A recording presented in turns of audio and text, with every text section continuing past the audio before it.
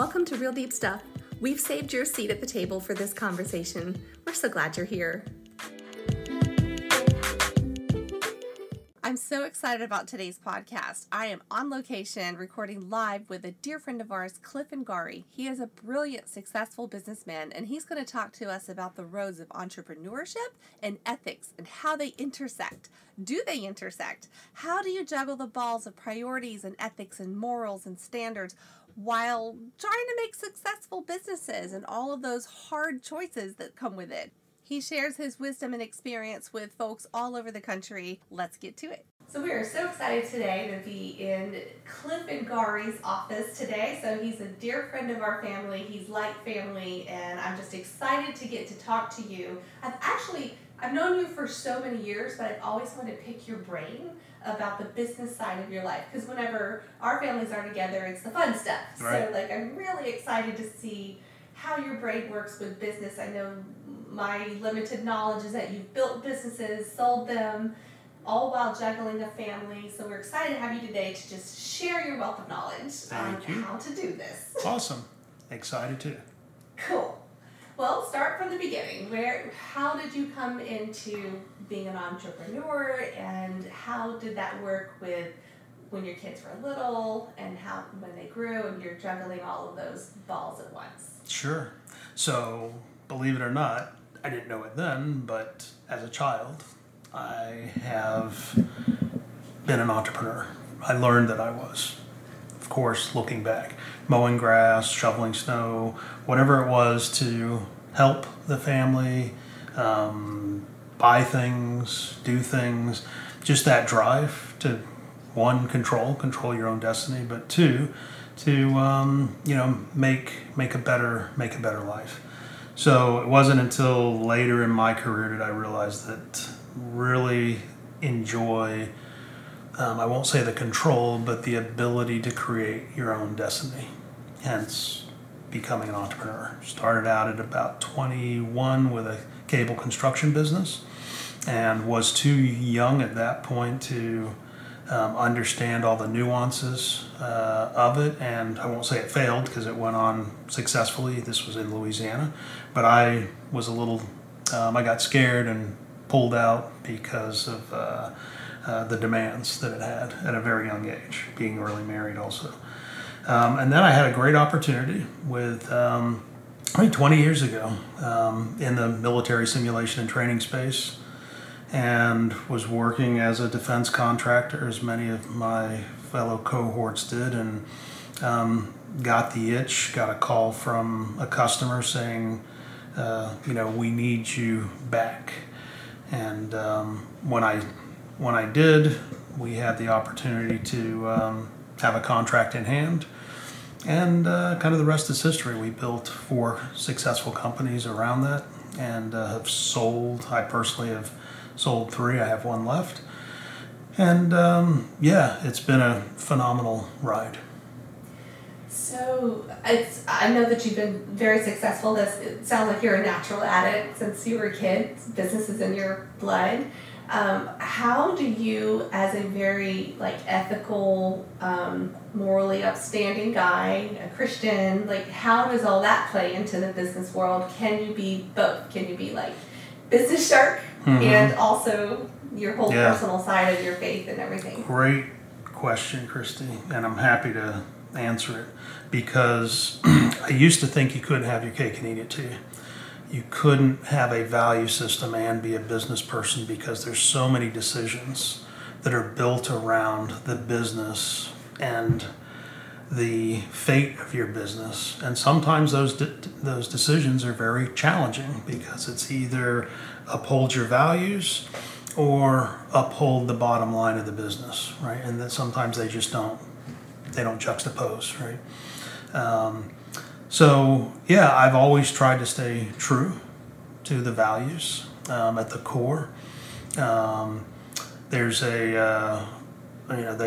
call it the CEO, the Chief Executive Officer. I've kind of labeled that as the Chief Enforcement Officer, because someone has to stand at the helm whether you're CEO, president, a vice president, a director, or an employee, someone has to stand at the helm within the company to maintain the culture, the values that you subscribe to, especially at the top.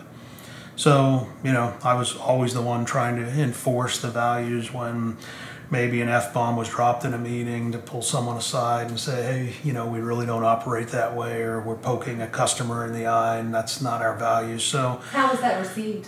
Again, and I hate saying this, but when you're the boss, very well. You're way up. Right. And sometimes people don't fit that culture, and that's okay. And we part ways, right?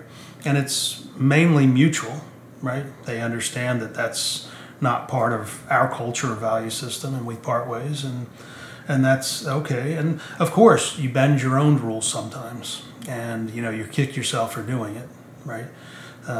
So it is. It's a struggle.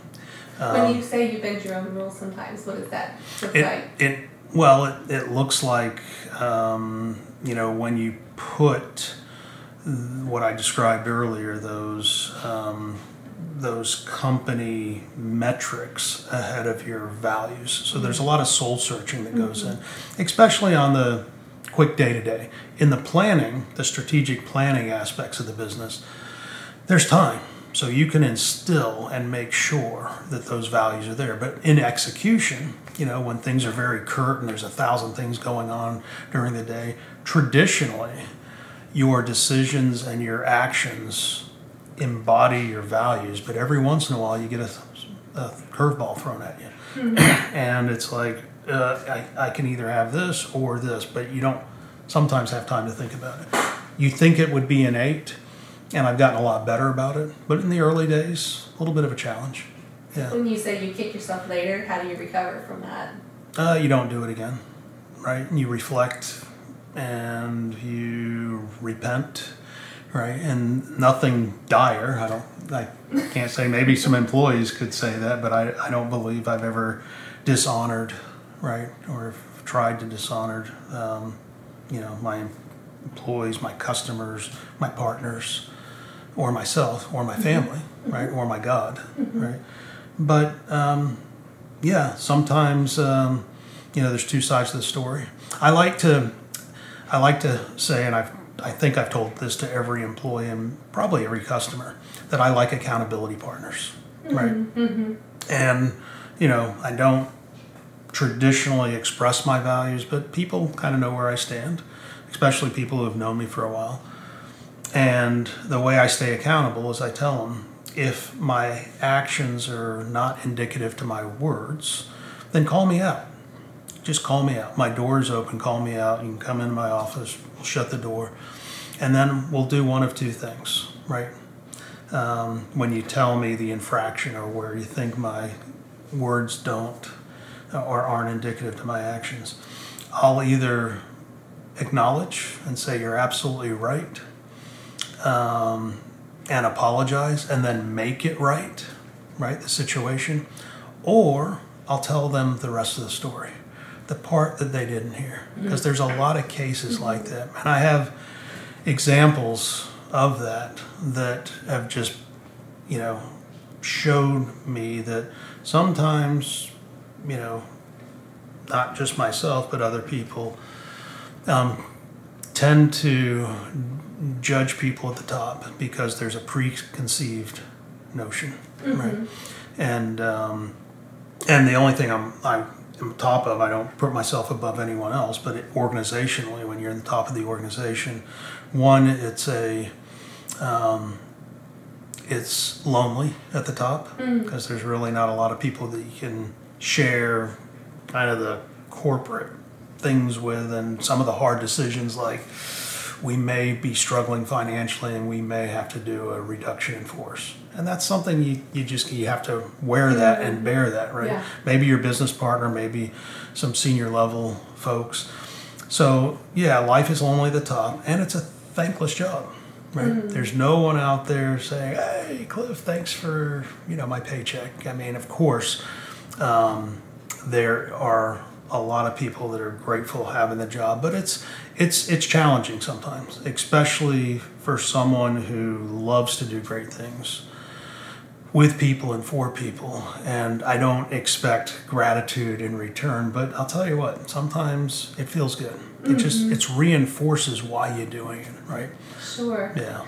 So having your own guardrails up for your moral and ethics, that's very different than the way a lot of companies are ran. A lot of people believe you've got to do whatever it takes to make it successful, make it to the top. So can you speak a little bit to how you have made it work to not have to compromise your values? Yeah, well... and still be successful. Yeah, so I won't say not compromise my values, because I have. And that's part of the journey of an entrepreneur. You're going to compromise your values. You're going to compromise your faith. You're going to compromise your health. You're going to compromise your family. Because to your point, Kristi, it is, in order to have a successful company or companies, it's sometimes they're relentless schedules. And you don't have the opportunity just to turn it off, right? You just don't. And, that's the struggle. You get up early, you go to bed late, sometimes at 2, 3 in the morning. You have to get it done. And of course, those things are standing in your way, those things that really matter. Now, again, I'm older, wiser now, and I recognize that probably shouldn't have been the course. But I don't think we would have had the success. Not that that was more important. I would have much rather not compromise some of those things. That's the bad news. The good news is you can reflect on that, like most people do, and recover from it. And, instill, uphold, again, repent, and make things right, and hope that it's not too late to make things right. Right? I have a family that stuck by me thick and thin. I think advice to other entrepreneurs, if they're looking to go down that path, to have that serious discussion, especially with family, even with friends. My life is about to change. Okay, my life is about to change because I want to pour my heart into something that I'm very passionate about. And I will tell you that there's going to be some sacrifices, but to your point, put up some guardrails that at least you can adopt early on. And then back to the accountability partners, allow your family to say, hey, you're pushing it too hard. And my family did. There were a lot of those signs like, you're working too much. I got to get this done. I got to get this done. But it's only today, then tomorrow, but it never is. So I think if you have the discipline to do that and you're willing to forego, and it's not even about the bottom line. If you're willing to forego some failings, maybe not failure, but some failings in the business. What's the difference to you between failure and failing? Yeah, so failing we all do, right? And that's just business. You're going to fail, you're going to succeed. Failure is, you got to shut the doors, right? That's the epitome of failure. You failed, right? There's no getting that back, right? So it's finite, right? What would you say to someone that struggles there can never be any point of failing, much less failure? Is it possible to be an entrepreneur and never fail, ever? No, not possible. And if you have those expectations, then you're set up for failure because, everything will fail. It's kind of like if, everything's a priority, nothing's a priority. You have to accept and acknowledge. Now, I will say, in my exploration of entrepreneurs and trying to put my finger on what truly makes an entrepreneur, and I'm not going to go as far as saying you're born with it, but there's a lot of innate characteristics, some that are environmental, but some that I do think that you're born with, right? And I believe one of those characteristics is the fear of failure, okay, which I have, right? and it's a blessing and it's a curse, right? The blessing is the company flourishes because you're going to work your heart out to ensure that there's not failings, much less failure. Well, you just can't. You're one person, you're human, you've got a phenomenal team around you. But there's going to be failings, right? Whether you lost a contract, whether you disappointed an employee and they left, whether you made a wrong hire and they're just not a cultural fit and it erodes some of that culture. I mean, there's just so many. But you overcome them, right? And how do you do that? How do you overcome Well, them? First you try to identify them in advance. So that's just risk, right? If I do this, you calculate the risk. First you calculate the pros and the cons of that decision, right? Especially the big decisions. But then you calculate the risk. What will this look like if this happens, right? So the first time you hire that wrong person and they erode your culture, it's lessons learned. So the next time you say, okay, there's a risk of hiring this other senior level person or whomever. And you say, okay, if this happens again, what are my mitigators? How do I, cut that off sooner, or how do I prevent it to begin with, right? So that's just kind of lessons learned, but you're constantly assessing risk. So then how do you separate out a failing and keep it in the business world and not be like, I am, and not internalize and personalize, like, because I hired this person, I must be the point of failure? You don't. I don't. I know a lot of people can. I won't mention names, but I've had leaders around me who can easily do that. And the reason why is, and I'm not being crude here, is that they don't care, right? They don't care. I mean, I've had people that, want to leave our organization, I plead with them and I talk to other senior, oh, okay, we'll just hire someone else. No, I care about that person. So that's another aspect of that adds to the burden of the business, is that you care about the people that matter, right? Sometimes care too much, right? And that's why when you say the failings, the only way to overcome that is just go, I really don't care how that impacted my customer, my employees, our partners, other stakeholders, right? I've just I haven't been one to do that, and I don't know if I'd want to, but it comes with a burden, right? And those are the sleepless nights when you have to make those tough decisions, literally grown men crying on your shoulder. And when I say literally, I've had that happen, and it's heartbreaking, right? Some people can just they'll find another job or it'll all be good, but, and I'm not saying that I'm a saint or, but I internalize some of that, but it does weigh on you. It definitely weighs on you. Can you find a healthy line of only letting that weigh on you so far before you start maybe feeling like your self-confidence is shaken a little bit? Like, gosh, can I trust my gut on this hire or this contract? Yeah, that's never been a problem with me, because I do. I trust. I think that's where some of my personal success and the business successes come from, because I love reading people, which in the early days of the companies, I would personally either have lunch or dinner. It was never an interview. It was a discussion. It was just to get to know them. And I wasn't looking to get to know what was inside their head, right? That was left for the engineers and the technical people to say, okay, this person is qualified. They've got the credentials. They've got the experience. My job was to peer into their heart and learn about that person, right? And would they be a cultural fit that would subscribe to our value system, right? And could they stand up in front of a customer and represent our company in an honorable way, right? And so that's, I think, others have told me, but I think that's a gift I have to really, have that heart to heart and quickly discern whether or not that person can be trusted. Because in hiring, especially at a senior level, I have 3 very basic criteria, right?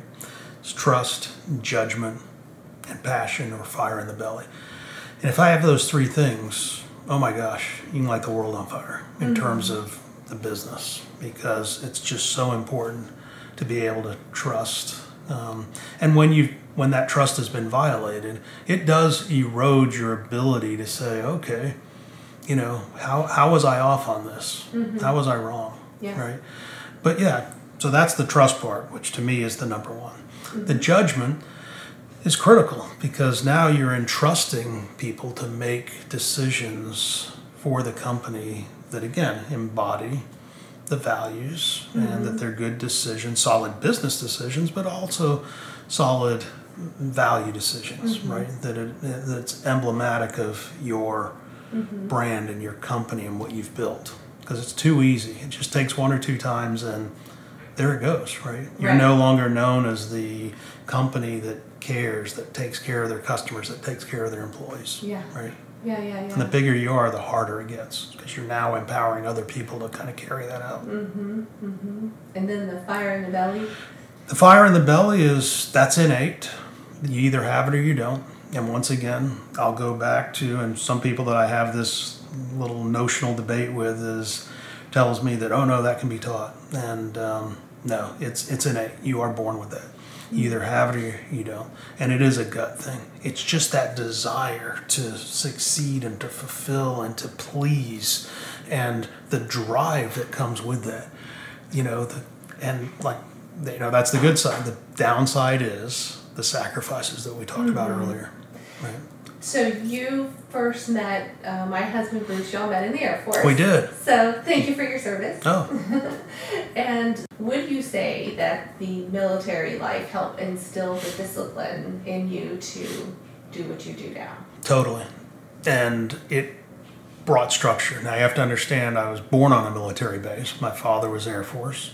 Okay. Lived my life, and outside of a stint at LSU, and I've kind of been serving in the military as a dependent, as an active duty, as a guardsman, and now as a defense contractor all my life, 59 years, right? And so it's the culture that I know, and it's a great culture. It's great in every way. It's great as a dependent, as someone growing up, as a son of a Air Force, active duty serviceman, traveling the world, seeing things, being eclectic, having the ability to adapt, right? You're the kid that's being pulled out of school, whether it's the 3rd grade or the 11th grade, you're being pulled out, not during the summer, because no disrespect to the military, but when dad's got to go, dad's got to go. So it's not during the summer. You're starting not the new school year, you're starting. So that part of it, standing up in front of the class and you're the new kid and you've got to adapt and to that new culture, that new way. You lost your good, your old friends. You've got to now, new friends. It's a challenging lifestyle, but it's all I know. So when I meet people who's grown up in the same place, I'm thinking, how do you do that? And what's, and I have all these friends, and it's like, well, I have friends too, but they're all over the world, right? But it teaches you how to adapt, how to be resilient.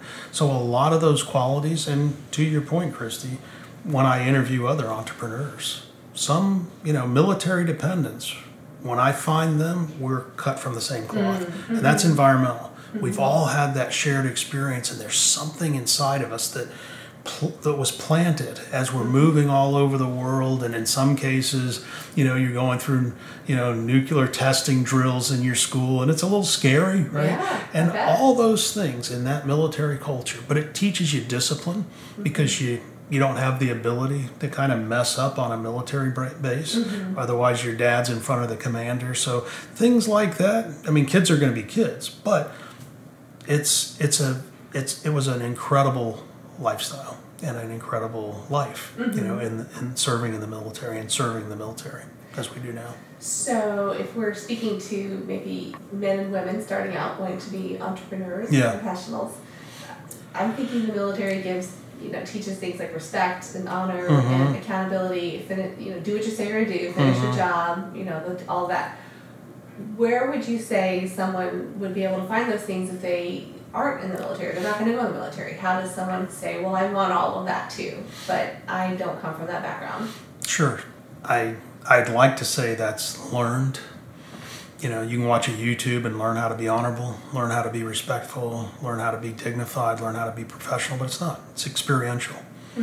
You know, so that's the challenge. I'm not saying it's hopeless, but you've got to put yourself in situations where those things matter, whether it's church, whether it's to your own God, right?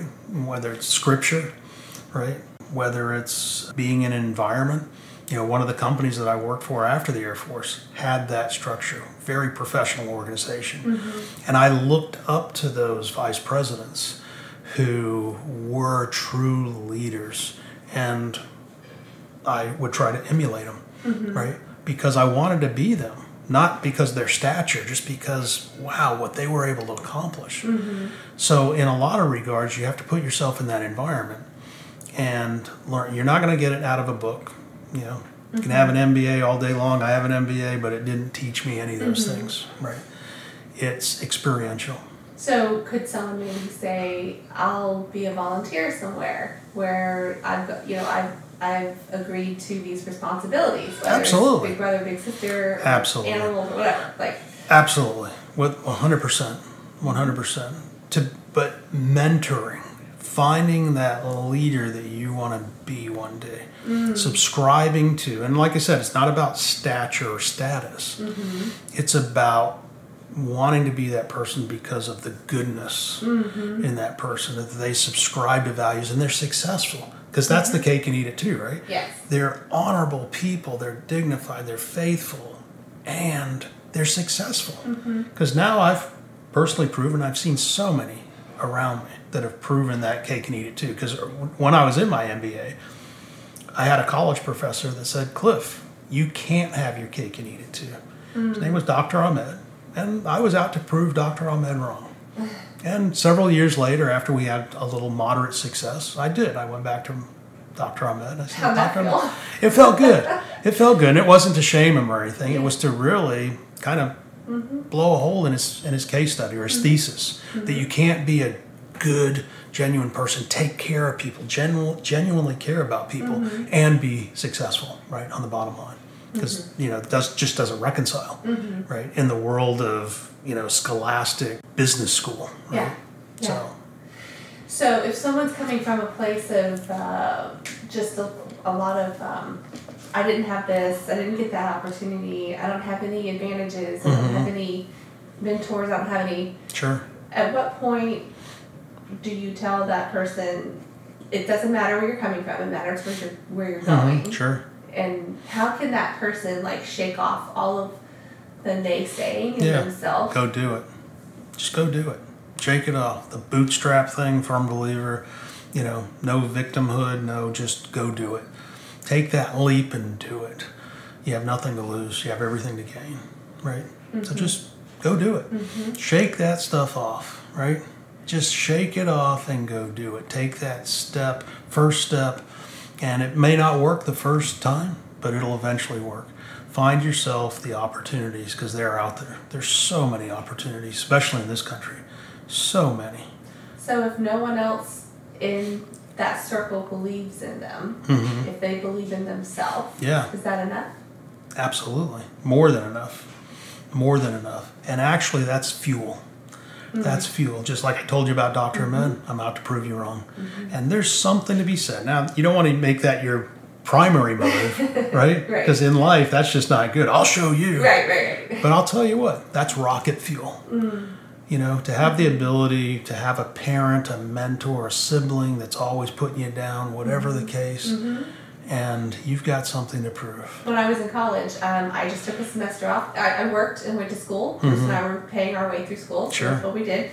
I wanted to experience what it felt like to work 2 jobs. I just wanted to experience that. I already had one, and I had school. So I took 1 semester off. And someone that I really, really respected in my life looked straight at me and said, "You'll never finish school now. You'll never finish." That's right. And I understand on this side of life that it was out of care and concern that they said it. Right. But at graduation, I bad. Right. You wanted them there. You wanted them there. That's right. That's right. You didn't believe in me. Yes. But I knew what I was doing. Yes. And there is. And like I said, it's good to have that rocket fuel. It's probably not as good, although it feels really good. It's like, you don't want to rub anyone's nose into anything, but it's a motivator, and there's nothing wrong with that. And to some extent, I think God puts that in our heart and in our gut to go off and conquer His will, right? Yes. Because in that regard, it's kind of our will, but through prayer, we're trying to live His will. But that, again, I can't explain the drive that I had and somewhat still have. It's been tarnished a little bit. I think it's just natural as you get older. You reassess priorities. Sure. You reassess life and the work-life balance, and but it still drives me to be active, to be busy, especially in business, especially because it's something that I think I've got a little knowledge in and I want to share. I had an old Army aviator, helicopter Huey pilot, he used to say, and he was a brilliant guy, but he used to always say, "I'm dumb as a box of rocks," right? And I stole that from him because, again, I'm not a smart guy, but I have to work 2 to 3 times harder than the smart people, smart, and I've hired many, many brilliant people. So the only way to stay on top in a leadership role is to work harder, especially when you don't have the intellect that some of these natural born intellectuals have, right?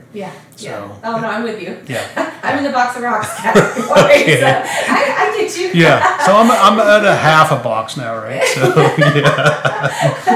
Well, I cannot believe our time is flying by. So I have 2 more things. Yes. So one would be, can you speak to how, if someone is just like, I got the drive in my belly, I feel like I've got good judgment, I trust my process, help me write a goal. How do I start? Because I think, don't you need to be able to see, like, it's the long game, of, like, where you're going? I love this question. I could go on 20 minutes, Kristi, but I know we'll cut it short. So first and foremost, you got to get it out of your head and on paper. Okay, a plan can't live in your head; it has to live on paper for numerous reasons, right? For you to assemble that and to look and to connect the dots, there has to be words on paper. I don't care if it's a Venn diagram, if it's a mind map, if it's parenthetical. That's not how I work. I'm visual, so I'm a bubble chart on the whiteboard kind of guy, or a table or something, pros, con, Excel spreadsheets, heat maps, all that stuff that help me. It's a decision support system. So that plan, for anyone young or anyone looking to do that, get it out in your head, get it on paper, because the next thing that does is allows you to articulate it, right? When it's on paper, it's formalized. You can express that to your family, friends, mentors, other business people. This is what I'm thinking. And they're going to carve it up, and that's okay. Right? And then you're reformulating, and you're perfecting, and you're polishing until you have something to where now you're ready. And it's not a business plan, right? Or anything in life. It might not even be business. It could be a career choice. But that's the decision, a process that needs to go in. When they're small decisions, that's fine. You can make ad hoc small decisions, hopefully still based on your values, and your heart's going to lead you. But when they're big decisions, life-changing, like starting a family, getting married, having children, a new career, starting a business, you've got to put in the time, right, to assess all the aspects, all the stakeholders. What does it mean? How is it going to affect? Am I ready for this? Are they ready for this, right? What are the risks? How do I overcome the risks, right? So putting that together, spending the time. I always say I brief some service-disabled veteran-owned small businesses. I'm actually flying up to D.C. next week to do this, and it's the joy of my life. And I tell them, plan, and when you're done, guess what you do? Plan some more. Okay, that's how important it is. Okay, and when you're dreaming, we call it in business, we call it vision, mission, values. Right? There's this hierarchy, and it's a vision statement. Throw that out the window. A vision, paint the picture. And if you're an artist, literally paint the picture of what this is going to look like a year from now, what it's going to look like 5 years from now, 10 years from now. Not what it's going to look like, but what you want it to look like. Okay? How many, again, I'm speaking business now, but you can do the same thing with family or any decision. How many kids am I going to have? How many employees am I going to have? What's my revenue goals? Paint that picture of what the company's going to be. Is it going to be an office building? Is it going to be a high rise? Where are we? Mm-hmm. Because that inspires. And when you do that, never put mission in there. Never think about how you're going to get there. That goes against the grain. Right? Because when you do that, it perturbates that vision. Mm-hmm. Free think, that's free, right? Mm-hmm. When you can think and dream and build and have that passion to put it out there. Now, it may be too grandiose to accomplish, and you can pull it in, but don't worry about how you're going to execute to it. Because when you do and you start thinking, oh, I'll never be able to do that, think of all the visionaries in our world. Right, the ones big success, the Bill Gates. Elon Musk comes to mind. Right, you think they were sitting there going, I don't know if I step out here and I don't know if I can really create this electric motor for the Tesla or SpaceX. Oh my gosh, we're going to launch a rocket. Right. That's just crazy. No, of course not. They had a dream, they had a vision, and they forged that before they went off and started on step one. Now, what do we need to put in place to start getting ready to build this vision, right? Of course, with a team around you, great people. So are you saying like creating a mission statement can almost like hold you back, lock you in? Well, a vision statement, yeah. So you have vision, mission. Vision is, what it's going to look like, right? The destination. The mission is how you're going to get there, right? So again, in business, MBA, whatever they do, I've learned that all my life. Oh, you got to have a vision statement, and you get your executive team together, and you spend 3 days coming up with a vision statement. Yeah, it's something you hang on a plaque on your wall. It's like, no, it just doesn't pull out the creative juices. The big stuff. How are you going to get there, and what's coming from you? And you want your team on board, right? But truly, it comes from, I will say the leader. Someone has to lead that. Someone has to make a decision as this is what we want, right? Yeah. So good stuff. Yeah. Yeah. So as we wrap up, you're in an elevator with a young guy, young girl, looking all professional. Yep. They're on their way to their big interview. You got 30 seconds in an elevator. Right. What do you say? So my elevator pitch, and so they're going up to the 30th floor for their interview? Yep. Okay, great. So first of all, elevators scare me, so So hopefully one's an elevator repairman and the other one's a doctor, right?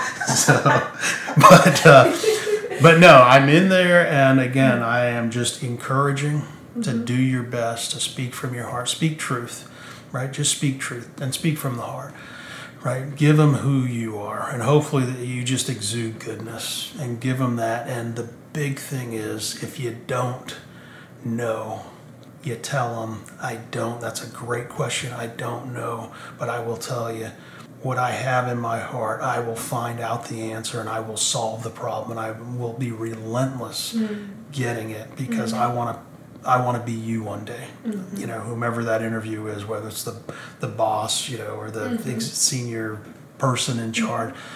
Again, that's what it's about. That's how you get ahead.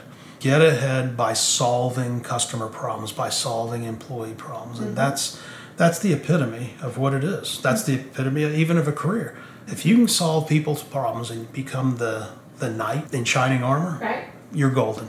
You're golden. It'll carry you very, very far. But you got to put forth the work, the ethics, right? The values. Effort, authenticity. Yep, absolutely. Transparency, honesty. Yeah. All those words that I probably could have said, Kristi, without bloviating about the description of those words. Yeah, but those are great words. The backstory on it. Yeah, those are great. Those are great words. Yeah, exactly. Well, I have loved our time together, and we'd love to continue the conversation another time. Okay, part 2. In true form, you have a business meeting. Yes, I do. Yes. I don't want to keep you from that. So. Thank you so much. Thank you, Cliff, for your time. I really enjoyed it. Thanks again for listening to Real Deep Stuff. Follow us and subscribe to save your seat at the table for the next conversation. Also, check out our Facebook page to continue the conversation on today's topic. We'll see you there.